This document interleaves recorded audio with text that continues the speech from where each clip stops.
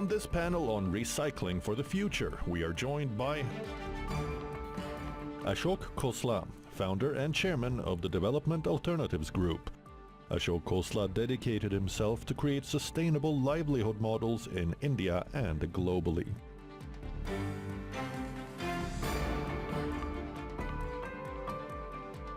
R.T. Khosla. R.T. Khosla is the founder of Climate Trends and has dedicated the last 12 years of her life to advancing the discourse on climate change in India.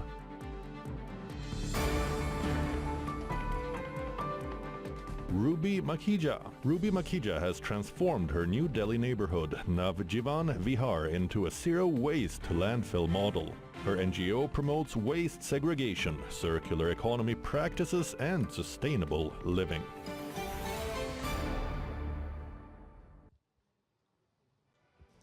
Good evening, ladies and gentlemen. Thank you so much for joining us here today. Now, this session is titled Recycling for the Future. But before we begin, it's important that we understand what is this future that we're talking about? What is it going to look like? What is going to be its vocabulary? And more importantly, how is it going to look back on today? Is it going to be an empathetic smile knowing that we tried our best? Or is it going to meet us with quite disappointment, knowing that we hesitated when action was required most? Either way, it is going to come seeking for answers, and we better have something other than excuses. And to find those answers, we're joined by this esteemed panel here today. Now, I want to start with Dr. Khosla. Dr. Khosla, you started talking about environment long before it became a dinner table conversation. And 4 decades ago, when you founded DA, was this the future that you were trying to avert? No, to answer your question directly, it wasn't where we were supposed to head. I think one really has to recognize that not everything one dreams about is going to come true, but the more you can get close to that dream, the better. And to some extent, the fact that there is so much awareness of these issues is already a first step. But beyond that, in order to convert that into action on the ground, we need to understand what it is that we're talking about. When we talk about recycling, we really need to understand why recycling first. We've just jumped off the deep end in a swimming pool which is filled with poisons, and the word recycling has become sacred. We need really to differentiate between what is recycling and what could be recycling and what would be the means for achieving it, which are actually quite complicated and complex, and at the same time not so difficult for each one of us to deal with. The origins of our discussion need to start at the why and the where, and that is, do we leave behind a world, do we live in a world and leave behind a world that is as good as we inherited? If we are going to have a future for ourselves and for our children and grandchildren, then we need to have a certain understanding of what will the planet be able to support. The planet, Mother Earth, has been very generous. We have incredible resources available to us to make better lives. And yet, we've squandered them, we've wasted them, we've created poisons out of them, and we are essentially, in a way, living a life which is designed to create death. I have a problem with the word recycling because it's very, very restrictive. Recycling is actually the very first of maybe 10, 12, 15 steps that need to be taken by each one of us, by our companies, by our governments, by our communities, in order for us to achieve the kind of world that we would like, we should like, to leave behind for future generations.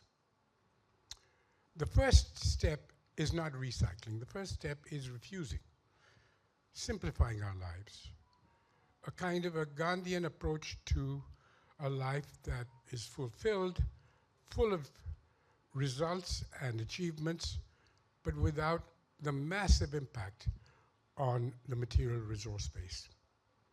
So refusing to do the things that we don't need to do is actually the first step, long before we get to the word recycling.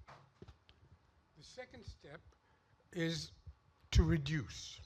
How do we reduce the use of resources in order to get the benefits that we want, but without massively massacring resources? Lightweight packaging. Even Amazon has discovered that you can do the same thing with a lot less resources, and we need to do that on a large scale. The third step is rethinking, redesigning, reinventing. For example, when I did my PhD, my computer was roughly the size of this hall. Today, my cell phone here has 10 times more power than that computer. So miniaturization actually is a very good way to get our engineers to design products that give you the same benefits, but with far less use of resources. And miniaturization is only one aspect.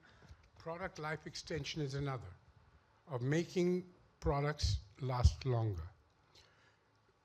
You pay a little more maybe at the beginning for a Mercedes than you do for a Maruti, but it lasts twice as long and uses therefore half as much resources. So we can look at ways in which imaginative design, including, for example, miniaturization and product life extension, are ways in which to do this. Then there is a whole question of repair and product life extension through what we would in India call jugaad. You know, an average car in Cuba has a life expectancy of 65 years because they've learned how to do jugaad on it.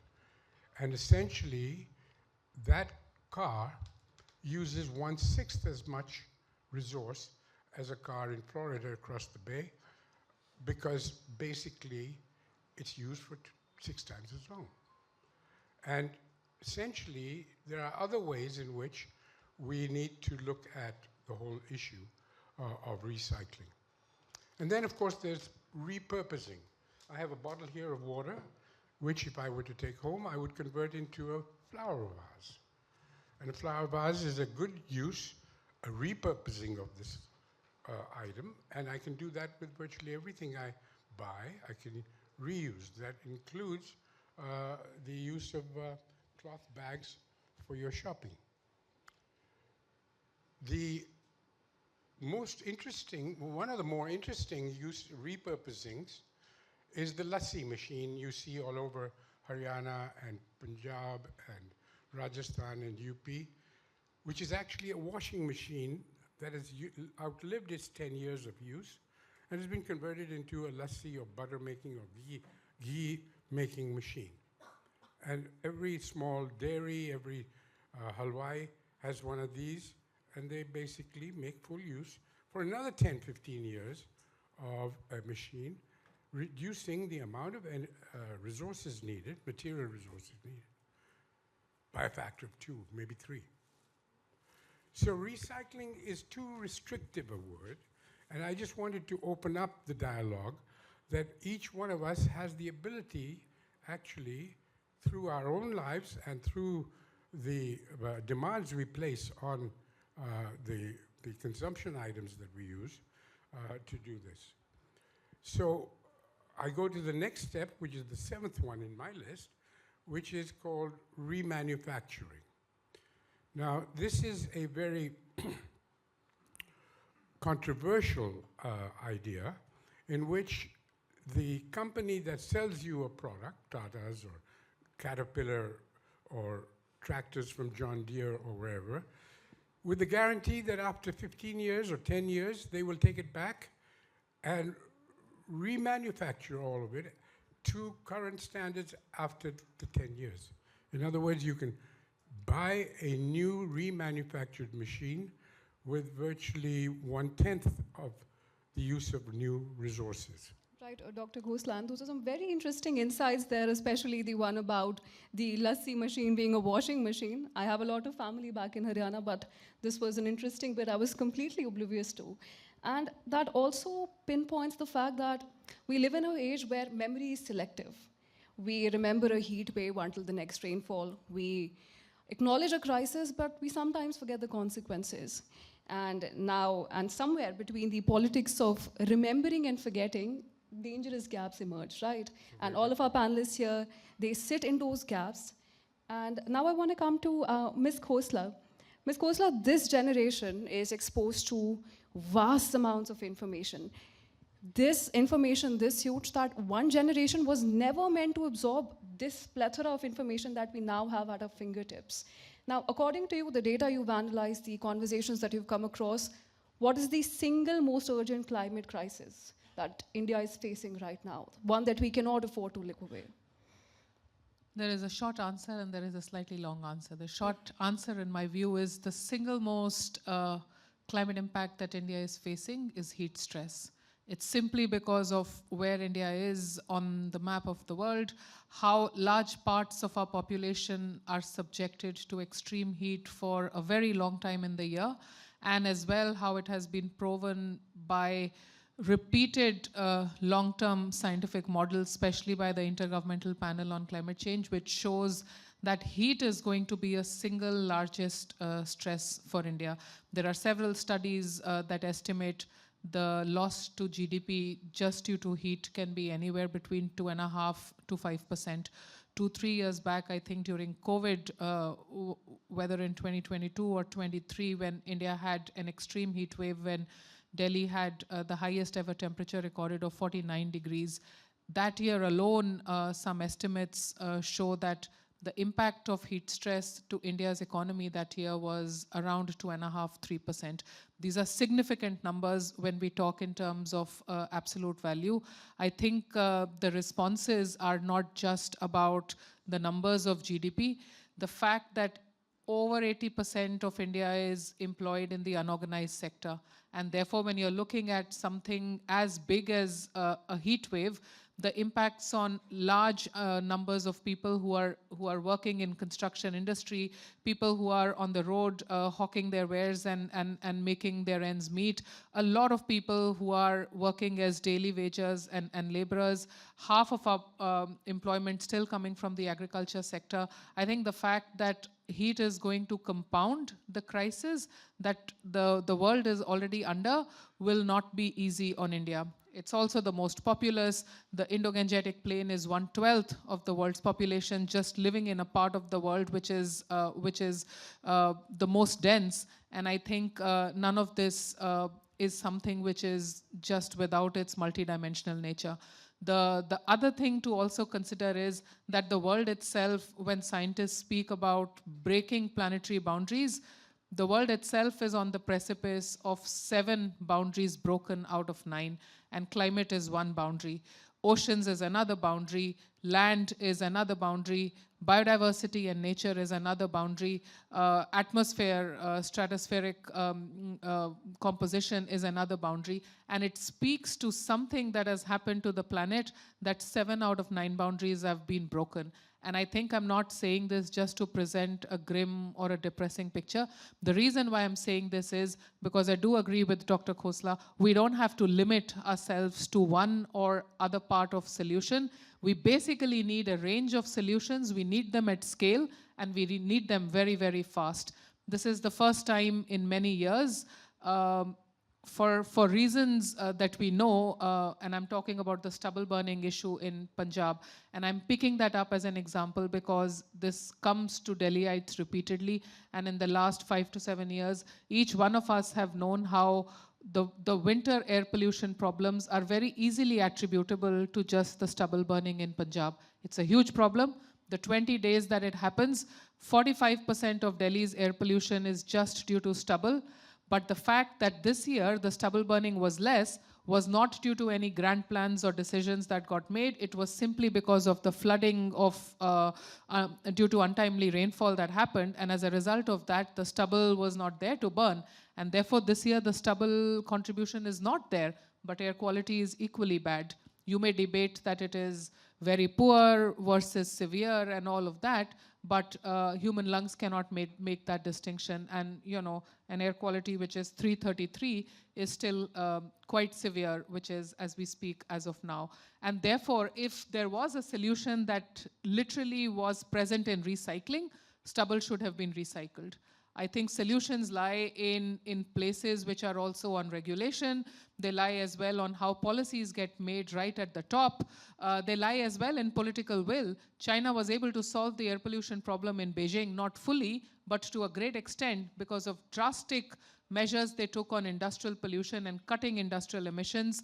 Actually, we need technical reductions that must come, and I think that really is quite important. I will follow up with more in the second round, but I wanted for us to become aware of, like, simply when you speak of recycling, India has never been able to solve the recycling problem for stubble. It's massive, the amount of stubble that gets created every year in Punjab and Haryana, but the fact as well is that there needs to be commercialization, there needs to be picking up of the stubble by power plants, there needs to be use of that stubble in a way that it is the byproduct for something else and not the end product. And I think just thinking about these things in a regular, organized way, rather than just as a response to a winter problem in a particular city, is the need of the hour.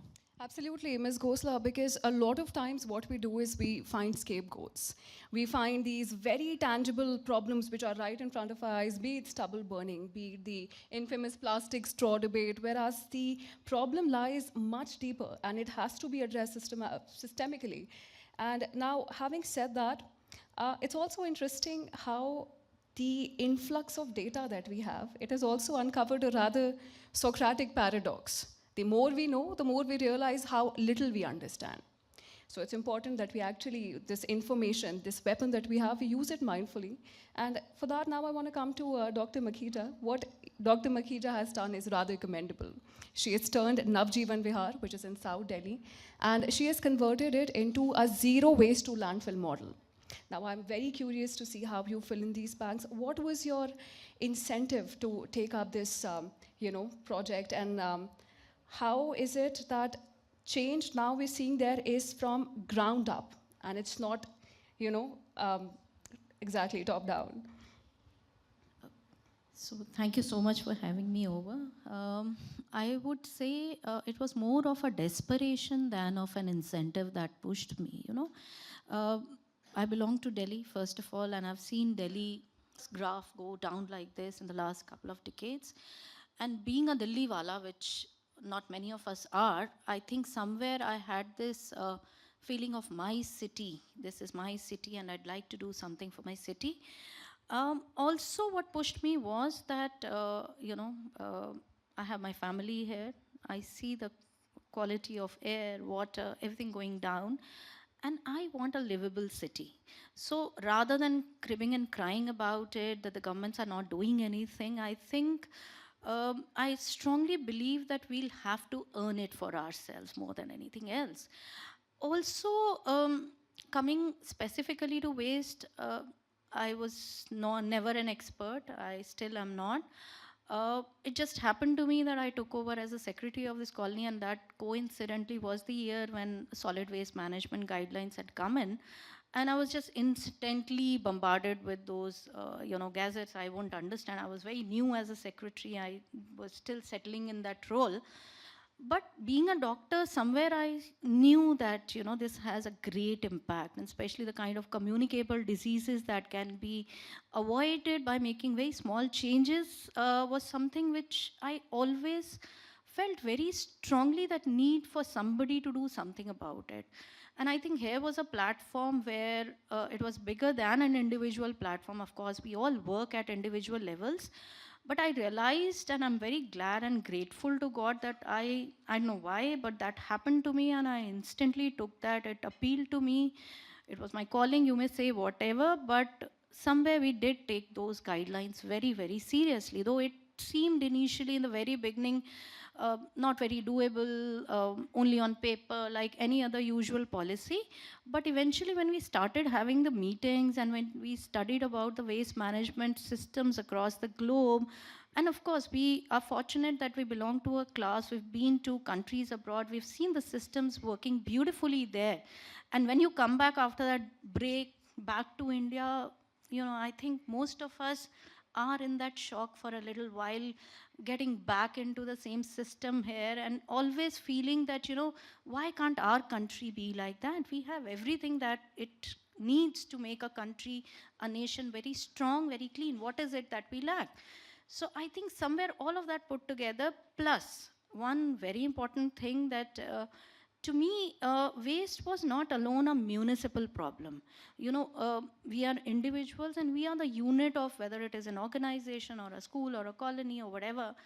It boils down to an individual generating the waste. So if it is an individual who is generating the waste, causing a problem, I think the solution and the biggest solution should lie with that individual.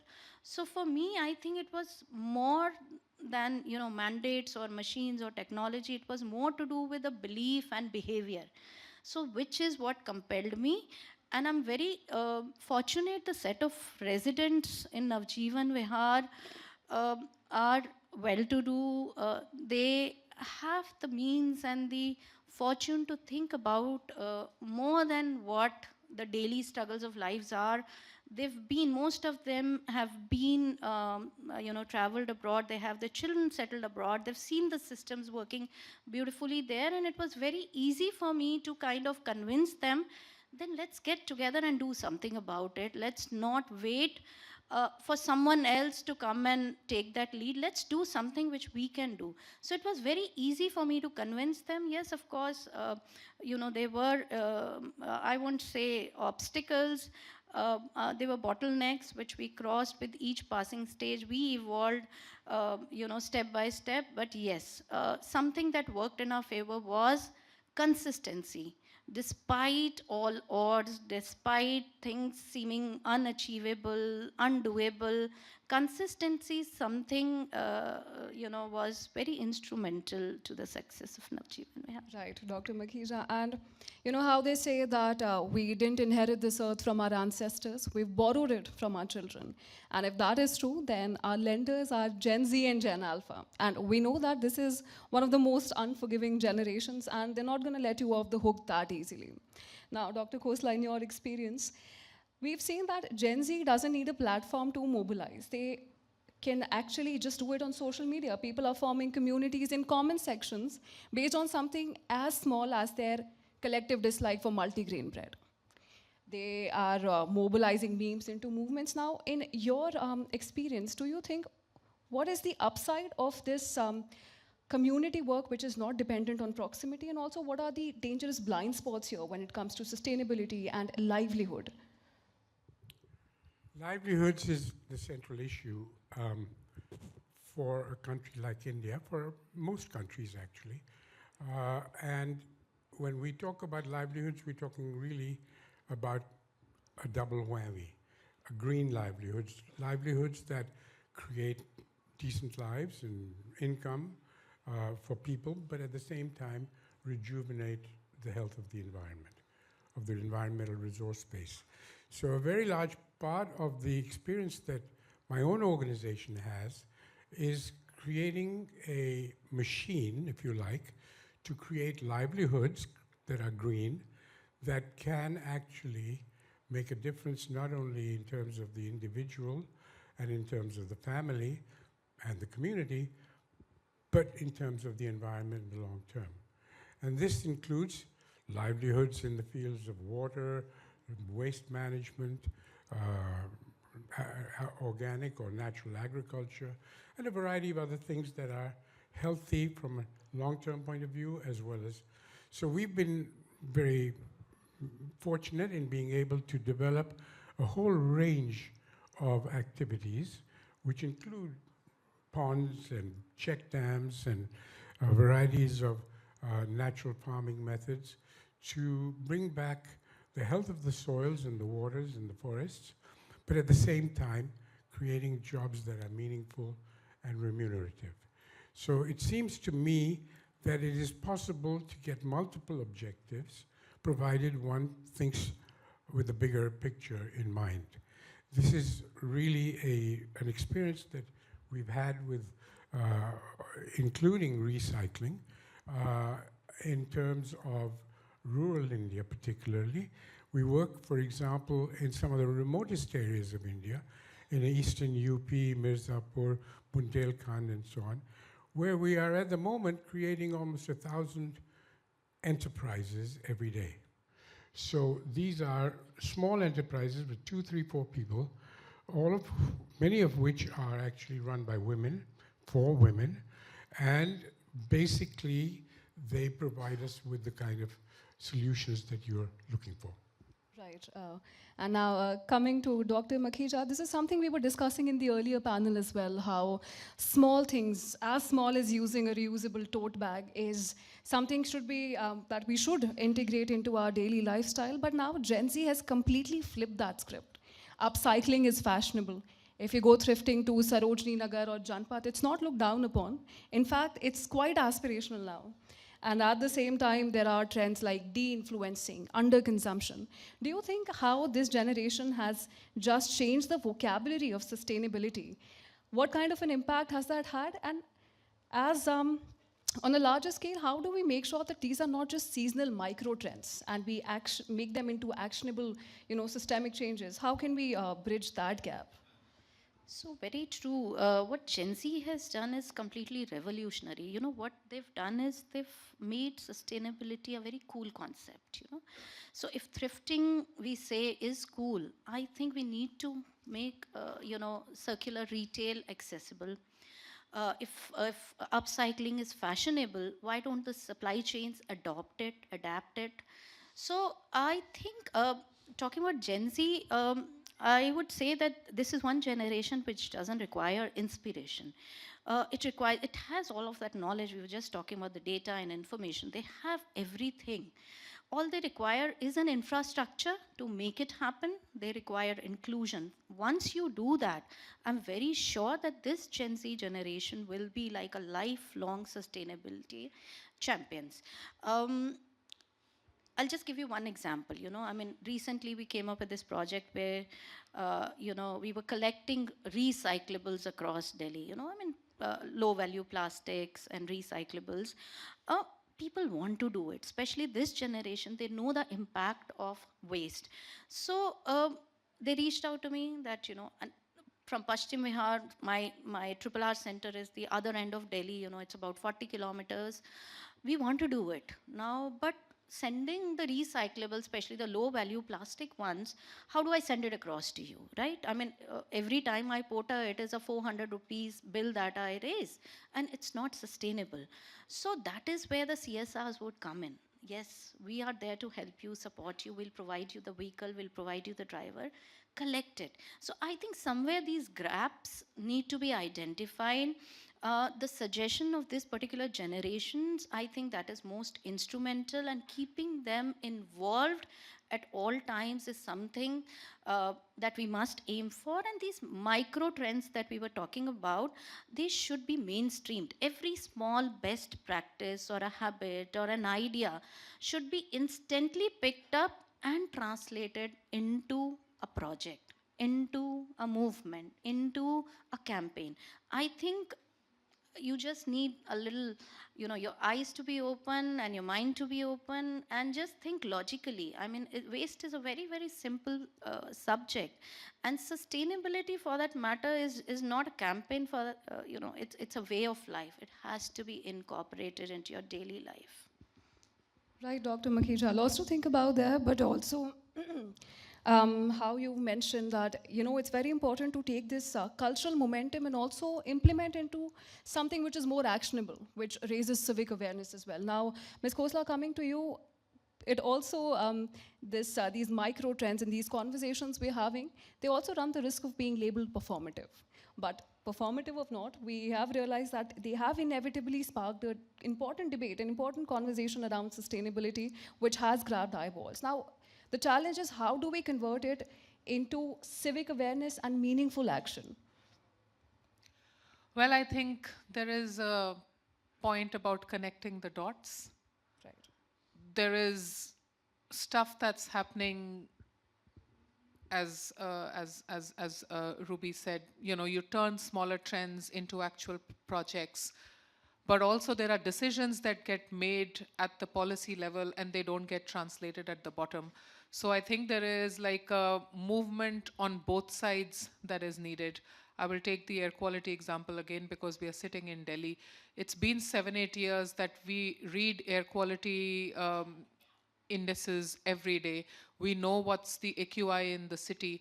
People are aware that we are living in AQI of 300, 400. How much of that just translates into a demand for clean air is also still limited to very, very few days in a year. So I think even if there are places where there is awareness, that awareness is not getting translated into action for several and many reasons. There is a way in which we start to communicate about things, and over a period of time that changes. About 10-15 years back, when solar panels were still a new way of consuming, producing energy, they were called alternative energy sources. And we are at a point now where wind and solar are getting very quickly integrated into a lot of countries' energy planning, including in India's. They're no longer alternative, but we continue to refer to them as alternative energy sources. I think forums like these are also places where you do not just the storytelling, but also the solution telling. And that has to be done more and more because we are riddled with a lot of problems. We will not be able to solve all of them, but we will have to pick and choose and prioritize a little bit on where is it that we can make meaningful change. Gen Z and the way they consume digital media and online is very different from how credible media was understood 3 decades ago. 3 decades ago, we were still looking at print media, and writing opinion over there carried a lot of weight. Now, similar weight is probably carried by a meme going viral. How much do we think about it? How do we think of how are we communicating? What are the tools that we are using? What are the audience that we are reaching out to? And I think all of that becomes important, especially for India, because we deal with one extreme event after the other. And even now, parts of our country are actually facing the impact of the largest ever cyclone that ever made landfall in Sri Lanka and the kind of damage that it has caused. Every time it is very hard to establish where the problem is. Is it due to climate change or not? What are the ways to tackle it? I think we are beyond that point. We have to adapt. We also have to make sure that our systems and our infrastructure is resilient. Half or at least 60 to 70% of built infrastructure that India will have in mid 30s hasn't been built right now.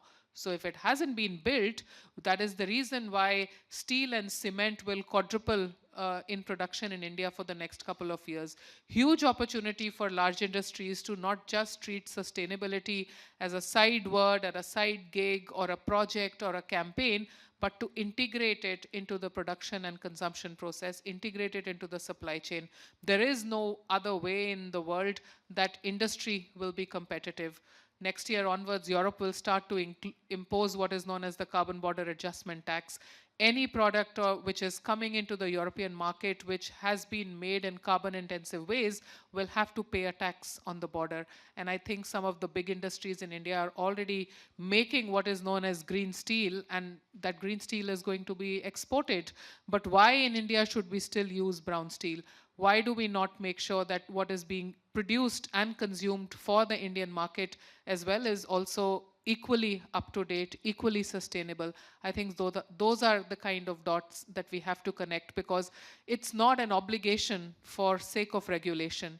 It is just a conscious choice that we make on how we have to produce and consume. And saying no is a moral responsibility, but making sure when no has to be said is also a regulatory responsibility. And I think both must work hand in hand. Absolutely, Ms. Khosla. And now that leads us to the part that all of us can play in that change. Because to build a village, you have to become a villager. Now, Dr. Makhija, I want to come to you. We know that India generates 62 million tons of waste per year. Now, 62 million tons is a number which feels abstract, only until you're driving past Bhalswa or Gazipur landfills. And then the scale becomes almost impossible to ignore. Now, waste is also one of the most undervalued resources if we think about it, and we haven't yet learned how to intelligently extract value from it and put it into a system which is not just pushing the problem downstream. How do you suggest that is taken into consideration? Very true. The 62 million tons of waste is actually not a waste. You know, we've forgotten the difference between, you said waste and resource, I would say waste and discard. You know, we completely forgot what is actually waste and what is something which is called discard, which I don't require. So this 62 million tons is not a mountain, it is actually a mine. If we work, you know, strategically, if we go by even the existing guidelines, I think I'll start by saying let's have a design for segregation. We have mandates for segregation. We were in the previous session, we were just saying that, you know, there should be enforcement. That is something which is the key. We've preached enough, 11 years of Swachh Bharat mission.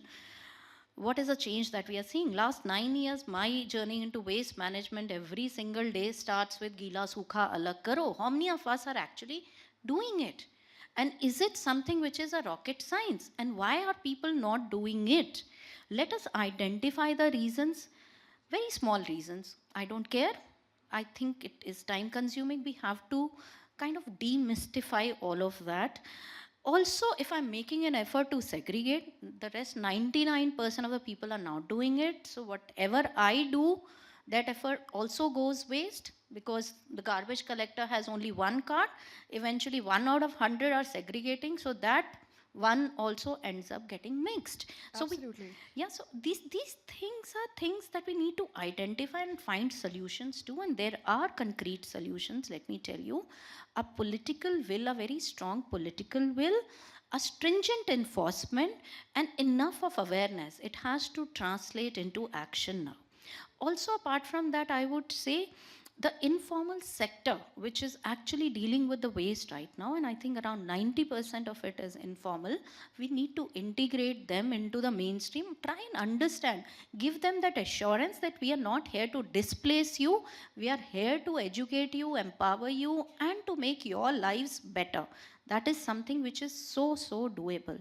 Then also I would say reward certain circular habit. If there's a certain best practice going on somewhere, you need to identify, you need to upscale, you need to involve, engage, and replicate some of those practices. We have beautiful models in India itself. Just pick it up and see how we can scale it up and how we can replicate those models. So these are things which I really feel. Also, another thing, lastly to add, designing a system for reverse supply chain, like RRR centers that we are doing now.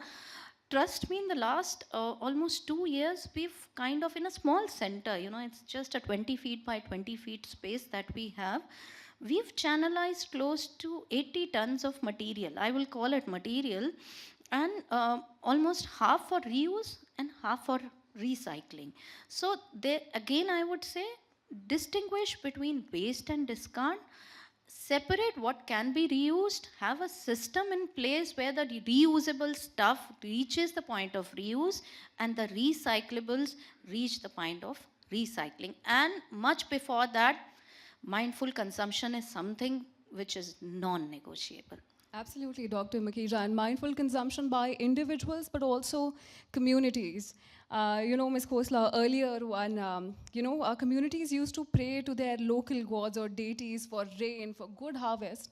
What do you think is the modern equivalent of that? Now, rain gods have been replaced by science. We have data. We have things like cloud seeding experiments going around. So now, backed with these weapons, how do you think communities can, you know, make that transition happen?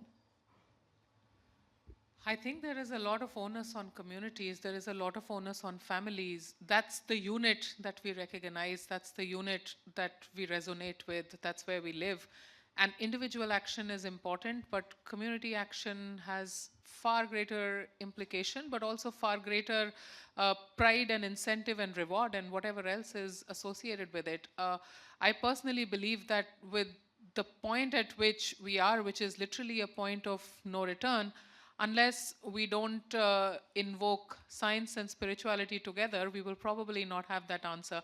And I'm not making a case or urging for everybody to be religious or follow some god, but it is true that we have tried to turn elements of nature in a way that we will take a lot of effort to bring them back, whether it's our air quality, or it's our freshwater resources, or it is the groundwater depletion, or it is the acidification of oceans.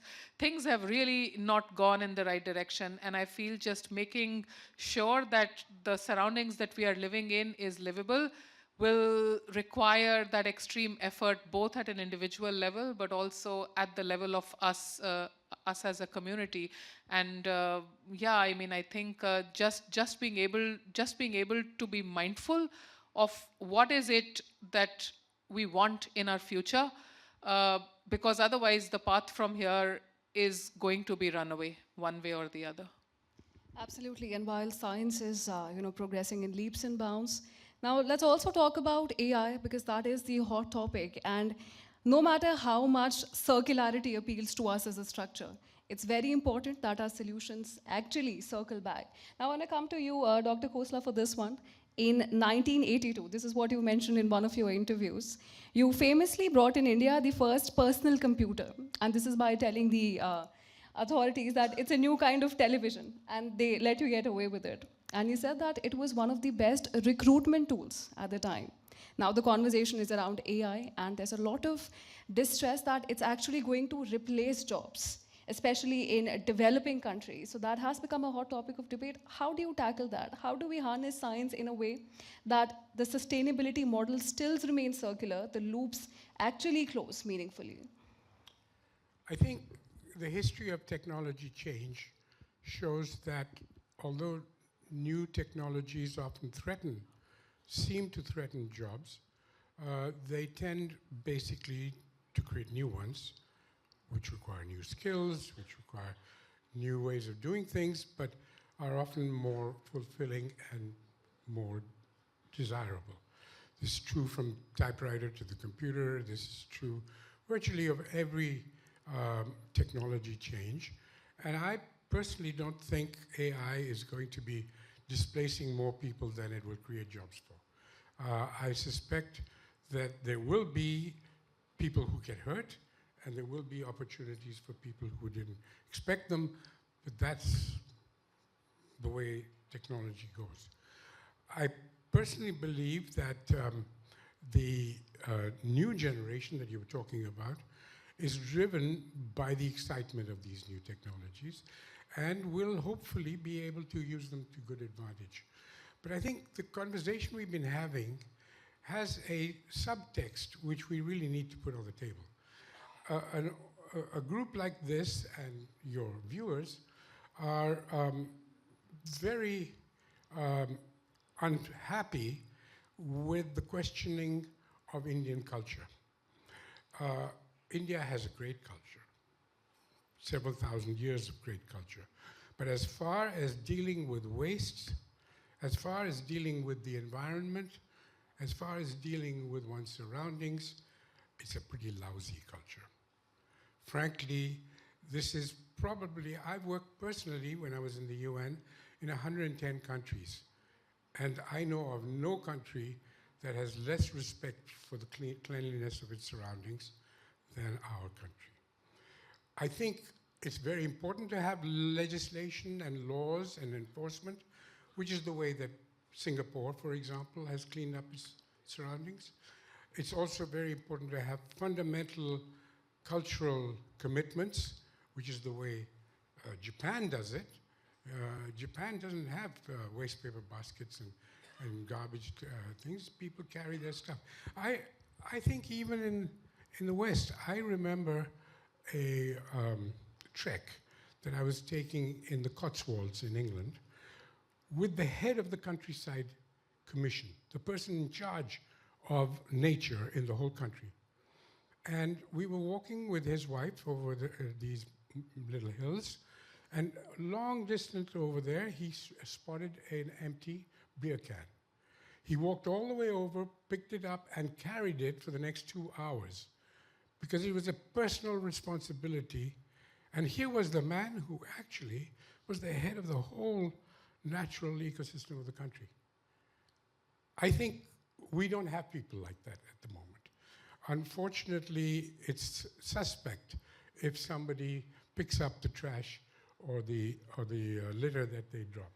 And frankly, our faith-based organizations, our schools, our government, and worst of all, our parents don't try to question that or change it. And frankly, until we now have, thanks to media and other ways in which we communicate, and thanks to NGOs like Aarti's, it is going to be impossible to bring about the kind of world we're looking for unless an Indian thinks that the surroundings that they live in are their responsibility. And we've got to really use every means possible for that. So I think it's really a question of fundamental cultural change that is needed at the moment. Absolutely, Dr. Khosla. And we know that these days it doesn't take a lot for any half-baked assumption or any claim to go viral. Now, it's very important that we segregate facts from noise. And while doing my research for this session, I came across multiple claims which made me question how much do we actually know about sustainability. So now we have this very crisp segment. It's called Recycle or Reject, where I'm going to read out statements for our panelists, and you can reply by saying recycle, that these statements still have some merit, or we should reject them outright. Let's begin. So the first one is, plastic isn't the problem, people are, and if managed well, plastic can be sustainable. Dr. Makhija, I'd like you to take this one. So I'll say recycle, but with caution. Plastic, of course, is a miracle material. It came in as a solution for some of the problems. But that said, yes, of course, it needs to be recycled. It needs to reach the last point of disposal, scientific disposal. But single-use plastic needs to phase out. Right. Okay, next one. Minimalism and underconsumption are performative at best and hypocritical at worst. Ms. Khosla. I think I will disagree. Okay. They are not performative. They can be real-life choices, and there is a way of living that has been demonstrated in our past where people were not less happy. Right. Yeah. Interesting. And this one is a rather polarizing one. Individual sacrifices like using soggy paper straws and using reusable tote bags, it's meaningless when we have the ultra-rich literally taking their jets out for a ride which is as small as 17 minutes. In terms of the carbon footprint, is individual action still, can you call it meaningless when you compare it with the larger carbon footprint, Dr. Khosla? Recycle or reject? Well, I think, committing suicide is one way to justify the fact that there are other people who are doing better. It seems to me that it's in our own interest to do the right thing, and whether other people are doing the right thing or not is really not an issue in deciding on what you should be doing. And I think that's basically where we need to define our priorities. Absolutely, and with that, we bring this session to a close. Thank you so much, Dr. Khosla, Ms. Khosla, and Dr. Makhija for joining us and sharing your very grounded insights with us, and also to our audience member for being extremely engaging and attentive. Thank you.